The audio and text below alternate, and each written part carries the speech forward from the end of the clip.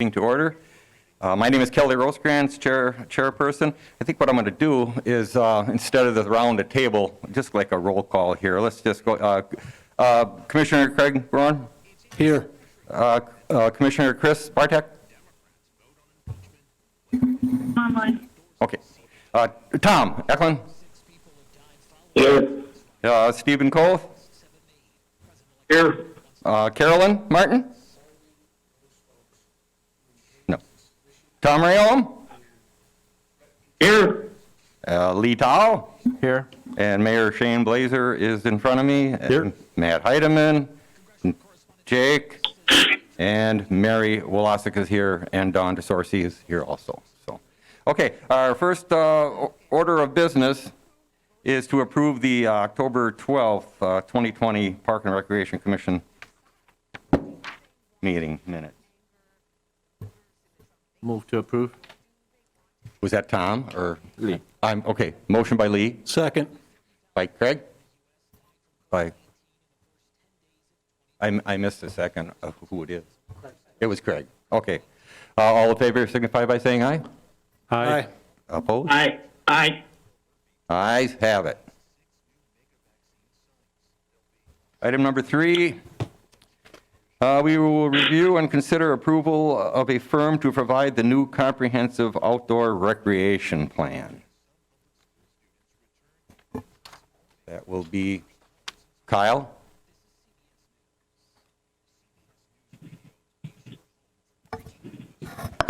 Hello, thank you. So there are a few members here tonight that were on the internal review committee that looked at the responses overall. As the memo indicates, there were 11 responses, which is a very great number. They were very thorough. There were a lot of qualified consultants, and it was pretty difficult to narrow it down to 4. But we did so via the selection criteria outlined in the RFP. And the top 4 consultants are identified within the memo, and we've since, as the committee, have met internally, and we think we've also narrowed it down to the top 2. But I'd be happy to entertain any questions prior to continuing conversation in that regard. Any questions from commissioners? Can you just give us a brief flavor of what the delineation process looked like? Yeah, so there were a number of things, again, that were outlined from the RFP that was created for us to select a consultant. And that includes the familiarity that the consultant has with doing similar projects, the experience in doing similar projects, the staff that the consultant has to carry out such project, the expertise level of the consultant. They also provided several references.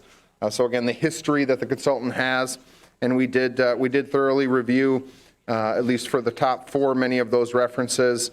We did not conduct interviews, and we did not reach out to the consultants at this point, except for fielding individual questions prior to the closure of the RFP process.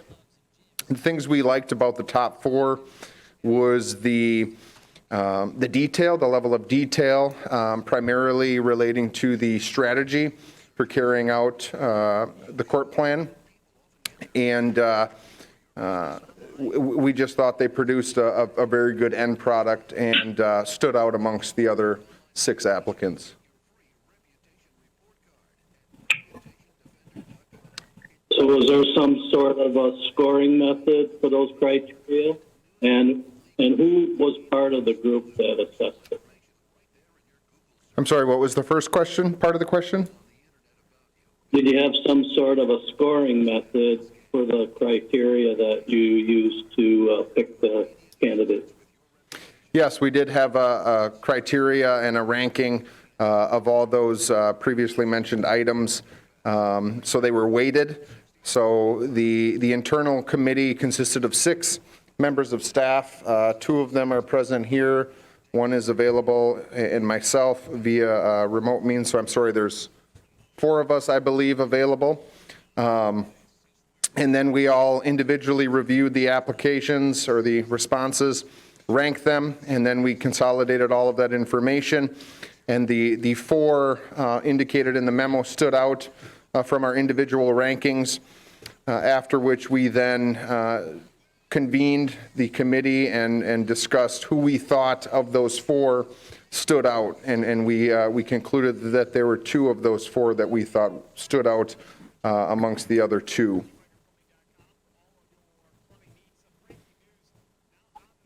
Is there a staff recommendation? Yeah, I think generally we felt as though out of the four, Ayers had the strongest response. Was price discussed at all? It was an item, although it wasn't heavily weighted. I think it was a 5 or 10% weight given from a score standpoint. The majority of all 11 came in between 20,000 and 26, 27,000. There were a few outliers that were 36,000 to 50,000, but it's important to note that a few of those did have some add-ons where you could, you could pay an extra fee to have the consultant put together a story map of a park or multiple parks, and then there were a few that had different levels of public participation. So if you wanted additional surveys or surveys within the park administered by the consultant, then you'd pay an extra fee for that service. Thank you.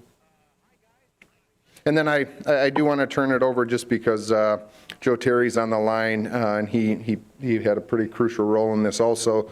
If Joe, if I missed anything or there's additional comments you want to bring up, feel free to do so from a staff perspective. Sure. I guess if it's all right, I'll just mention a couple of things real quick. There was a question about the criteria and some of the specifics.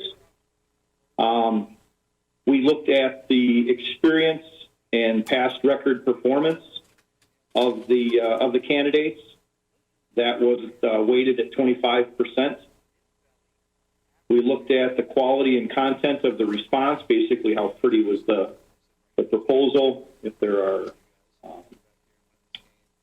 issues with the formatting and stuff. That was 5%. Technical competence was rated at 15%. Familiarity with the city and the project was weighted 15%. Understanding and strategy for developing a comprehensive plan was 25%. The timeline to completion was 5%, and cost at 10%.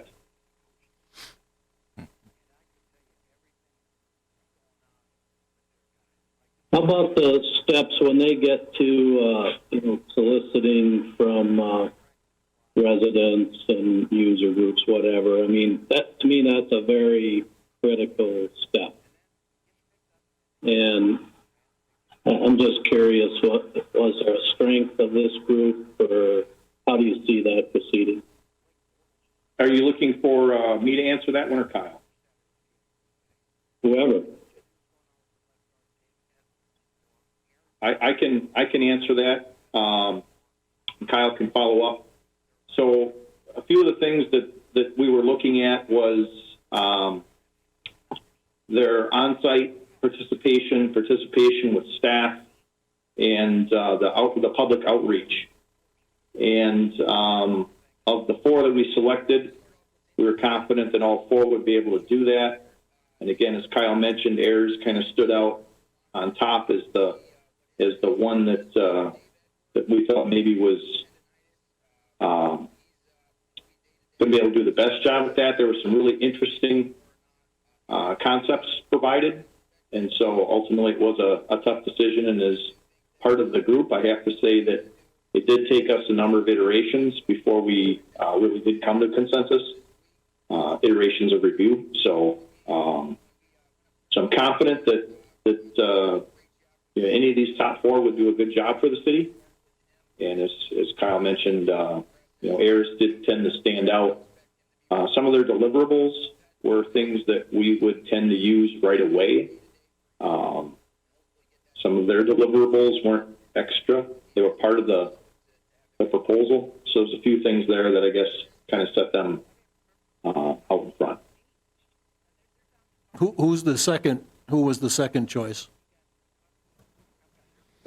Because you mentioned you got it down at like the top two. Yeah, I believe the second choice was MSA. Is that correct, Joe? Or was it CBS squared? I don't have my memo Yeah, in front of me. So actually, looking at my notes, what we ended up with was kind of a clear front runner, and then 2, 3, and 4. There were various categories where each of them had their strengths and shortcomings, and so as a group of 6, we all weighted them a little bit differently, and really what we kind of determined is if there was interest, if this commission was reviewed them and has interest other than heirs, at that point we would recommend an interview between any of the other 3. Again, to try to clarify a few things where we had a few questions or address some things that may be weaknesses. If I may, I do want to add a comment with regards to the interview. It was also discussed that with regards to the timeline, and I know there's several park staff here, that we may ask for the timeline to be extended somewhat. The majority of them said they could get it done within 9 months, 7 to 9 months.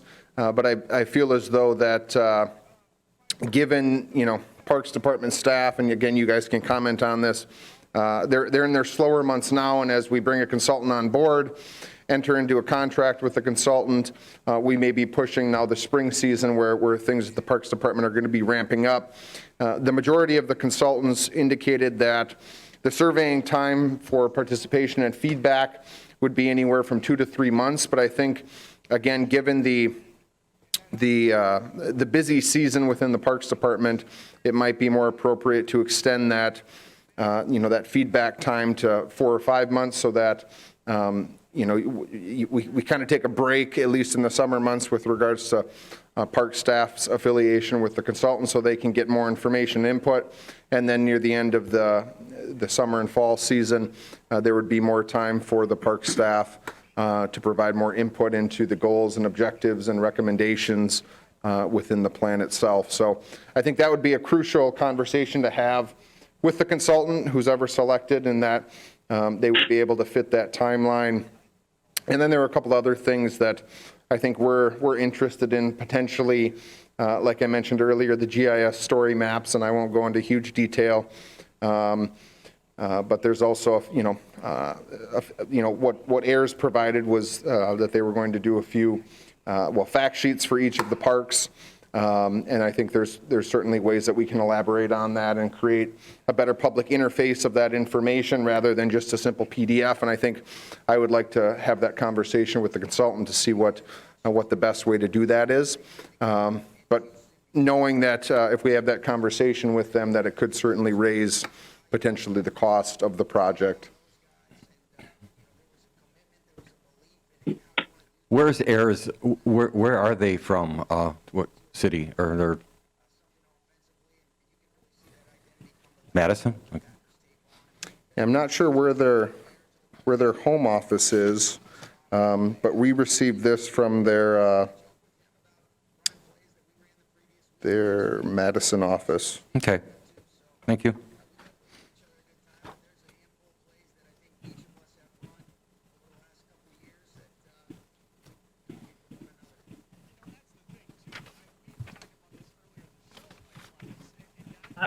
And- Stay in the air. Chris, were you on? Who's that? Do you make a motion, Chris? Yeah, I agreed. I thought the MSA had a really good proposal, as well as the heirs group. I just wondered if we wanted to take both of those to the next step for the interview, or entertain that idea. So, Chris, you would like to see an interview with MSA and heirs?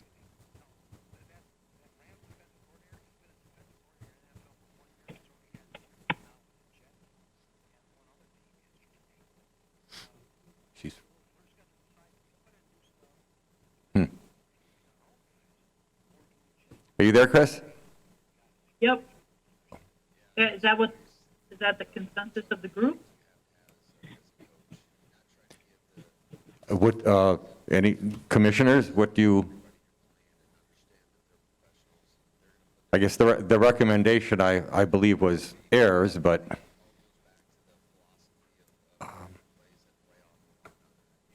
Honestly, I could go either way with it. In reviewing the 4 plans, being somewhat of a layman in terms of the development of what we're looking for here with regard to a park and rec plan, but not necessarily a layman in terms of development of plans in general for, facilities or whatever other aspect. I think it's quite clear that based on the 4, the delineators are going to be tough to identify and tease apart. One of the pieces that I always look at is the cost breakdown, and just for reference, and I know cost isn't everything. I'm not riding that horse to the ground, but I just want to mention that of the recommendations, there is not a significant delineation. The highest cost in MSA is $25,400. That would be a lump sum cost with some potential additional costs, and then $22,750 with Design Studio being the lowest, and CBS Squared coming in at an even 25, and Ayers coming in at 24.5. So clearly, you're not talking about even thousands of dollars in separation. You're talking about, several hundred. So I don't think that that's a delineator. I would also say, this is my personal opinion, that I would defer to both Kyle and Joe and other city staff that have reviewed the proposals, and I'd be comfortable approving Ayers tonight if the rest of the commission is. If we want to see and hear some presentations, I'm perfectly fine with that as well. I could go either direction on that. Mayor?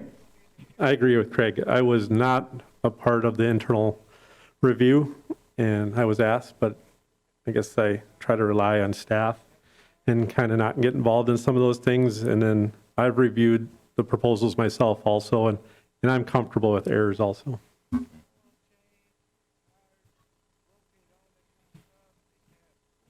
Any other, what would the timeline be now if you would have to interview that? I mean, we'd be out of ways then, right, Kyle?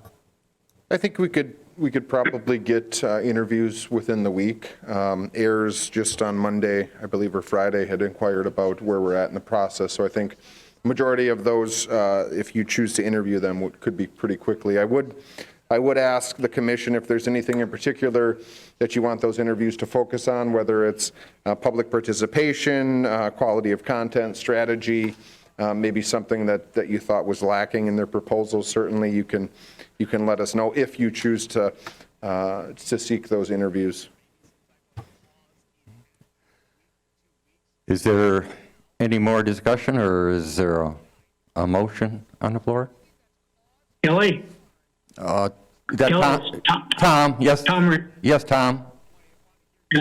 I wouldn't have a problem with going with Ayers, but if the commission would want to do an interview, that'd be fine also. But with the staff having gone over this and scored it as they did, that Ayers did stand out, I guess, the way to, at least that's how I'm going to say it, above the rest.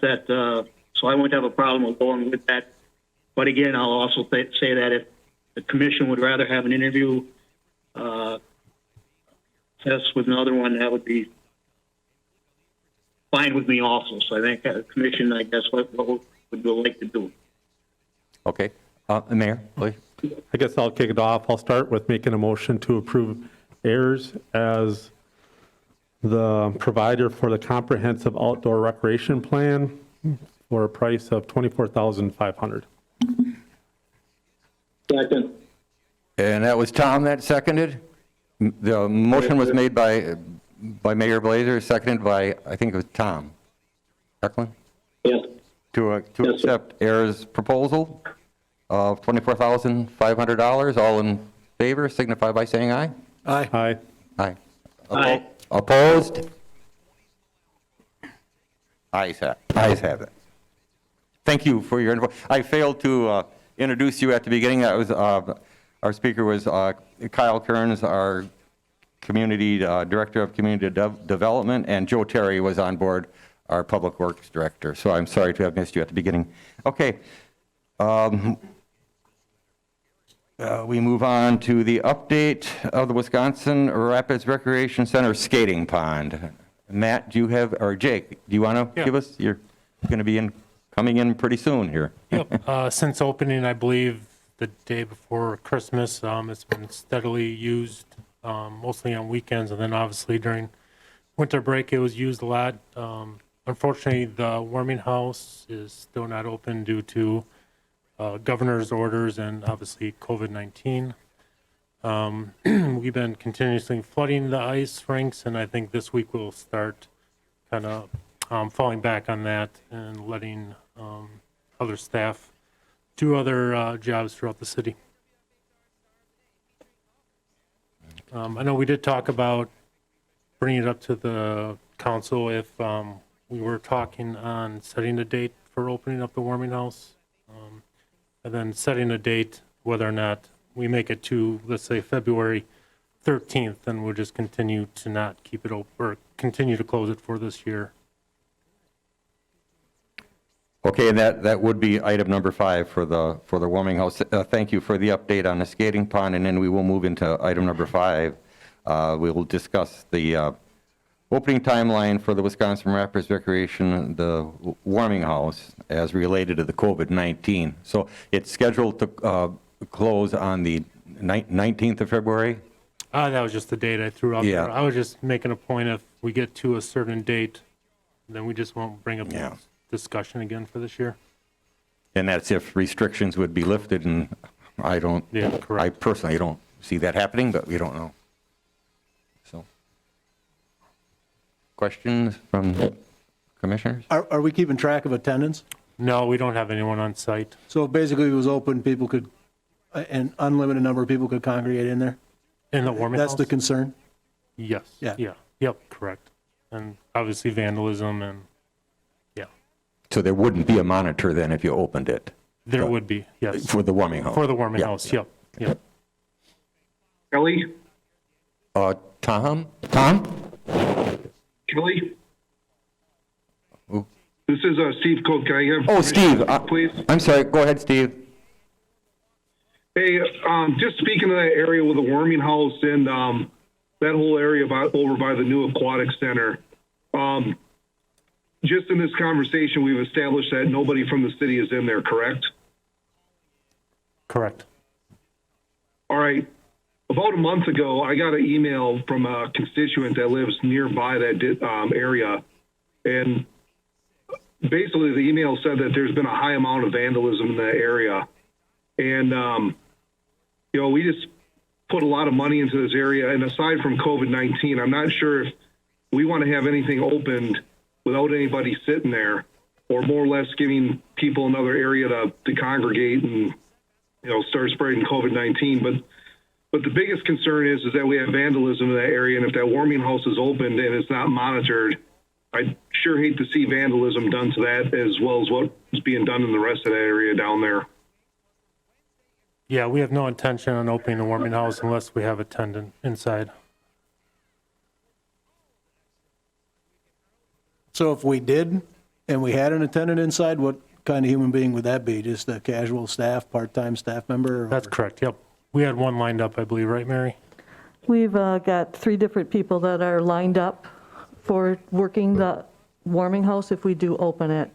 Because would they want to be in a position, because then I think you could, I guess here's my thinking, you could do a couple of things. A, you could limit the number of people that would come into the warming house, so you don't really have this issue, ensuring that people stay apart.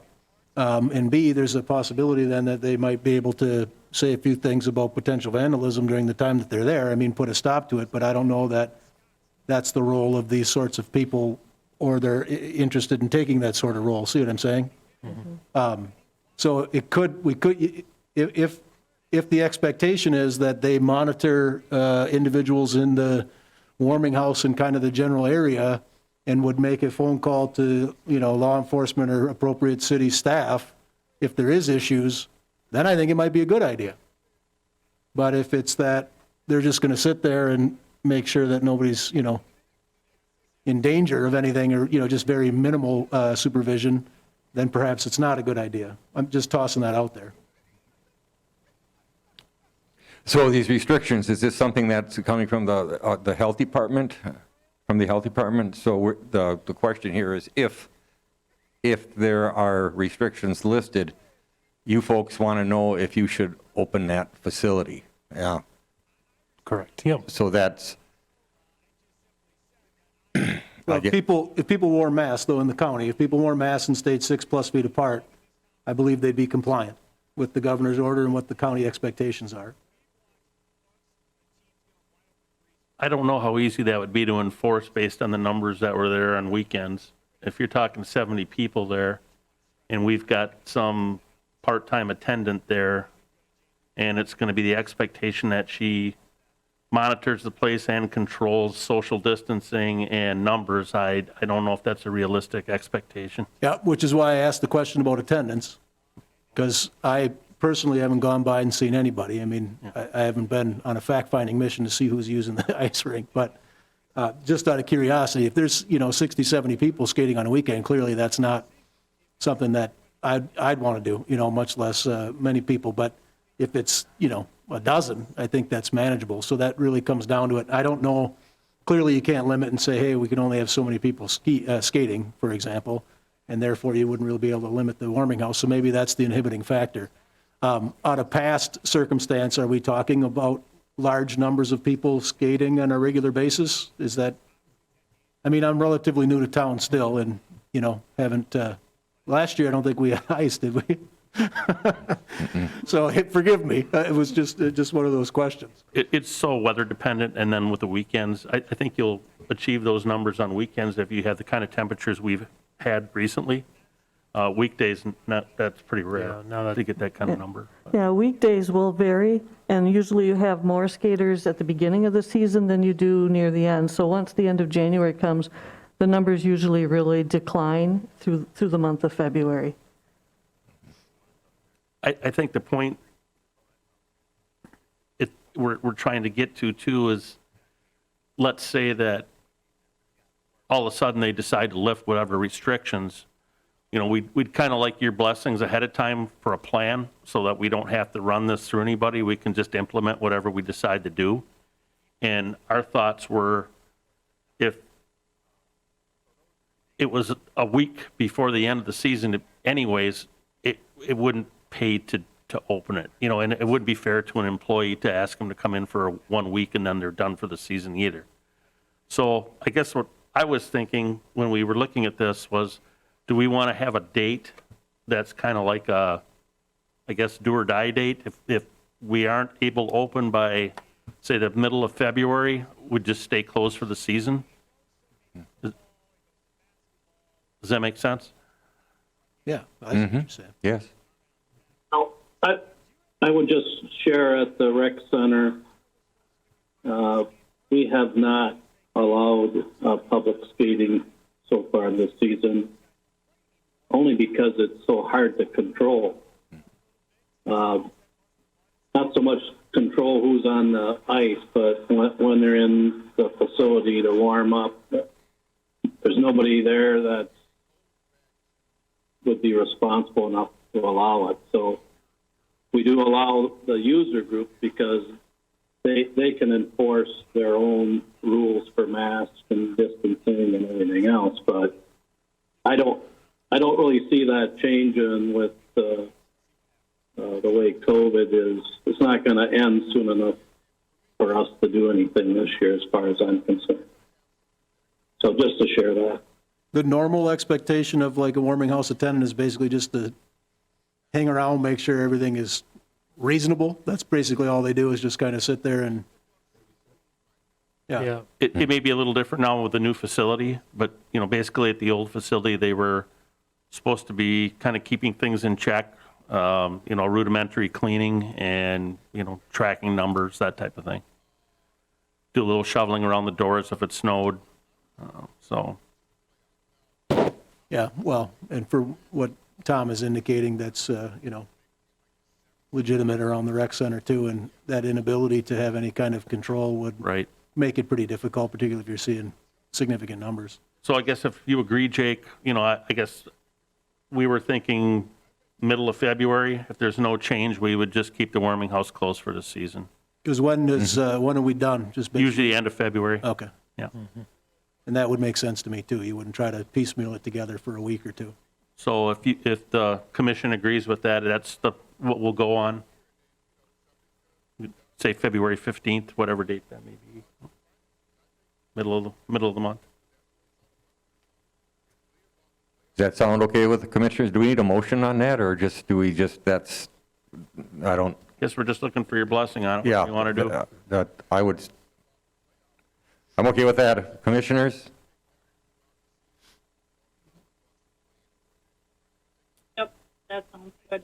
Kind of in alignment. At the ski hills, they're recommending that people warm up in their cars and things like that so they can stay in their family units and avoid the social interaction. So I think it's a good idea. Okay. Good to go there, staff. Thank you. Item number 6, update on the renovations at the zoo. Jake, you're going to take that one too? Yeah, I'd say just before Christmas, we took down the old parrot cage. Had Lycon come in. We did all the forming for the new parrot base, and we put concrete walls up. For the base of the cage, we have since then been waiting for materials from Maquette Lumber. Just it was tough ordering during the holidays, and then with COVID, everything's been kind of back ordered. We are hoping to get the materials, they said sometime this week, and then we would just continue on the parrot cage.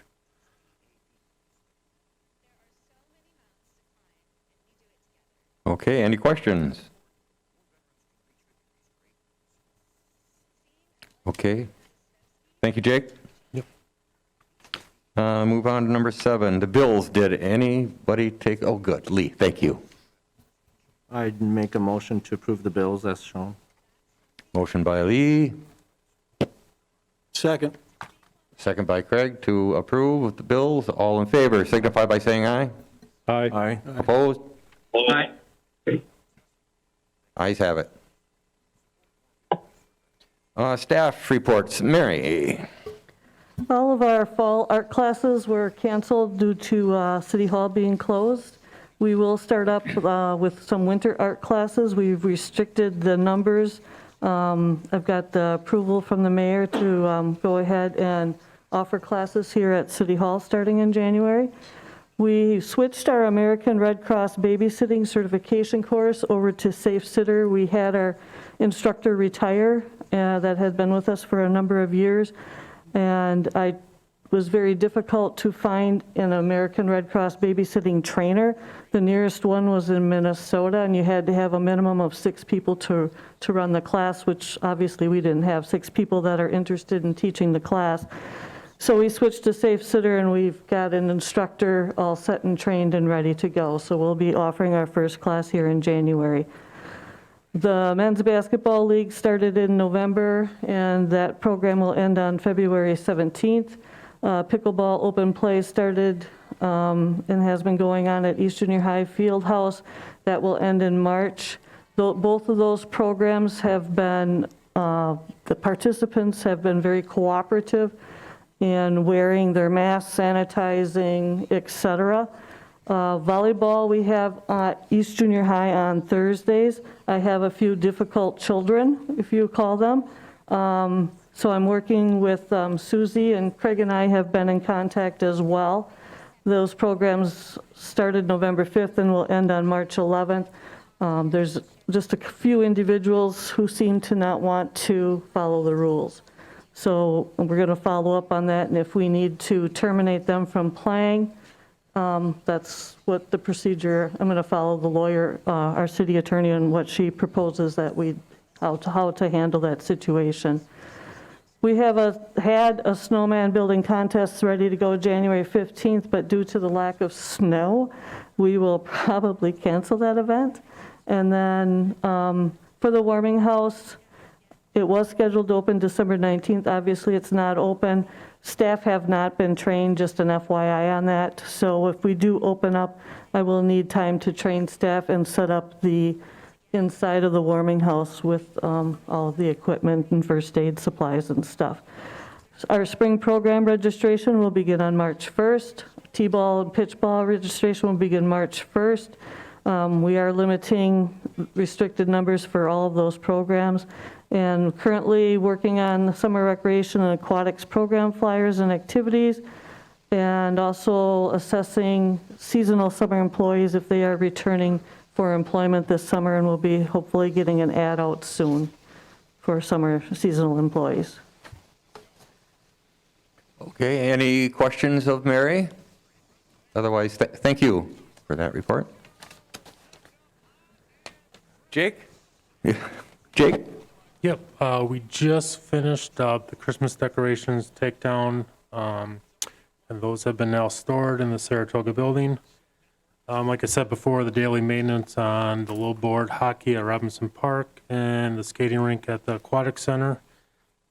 We've been actually noticing a lot of skating on the weekends, like I said before, so that's been positive.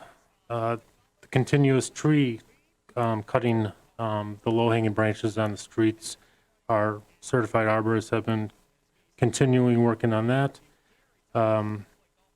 The parrot cage, like I said before, once we get the materials in from Metcalf Lumber, we can continue working on that. And then the continual restructuring on the buildings at Robbie and Mead Field, there's been some kind of wear and tear on them from the previous summers. The auctions online have been continuing, and I believe a listing is going on tomorrow. And then staff has been working at the Centralia Center, painting the kitchen, all the hallways, office rooms. And then also painting has been going on at City Hall. The stairwells have not been painted in about 30 years, so we have been working on those. And then just continuous upgrading the light system at the Centralia Center. And that's about it. Good. Any questions of Jake on his report? Otherwise, we don't have anything else to cover, so if there's a motion to adjourn. So moved. Also moved. By Tom Eklund. Second. And second by Lee to adjourn. All in favor signify by saying aye. Aye. Aye. Opposed? Aye. Ayes have it. And thank you, commissioners, staff members, everyone online, and public viewers as well. Good night.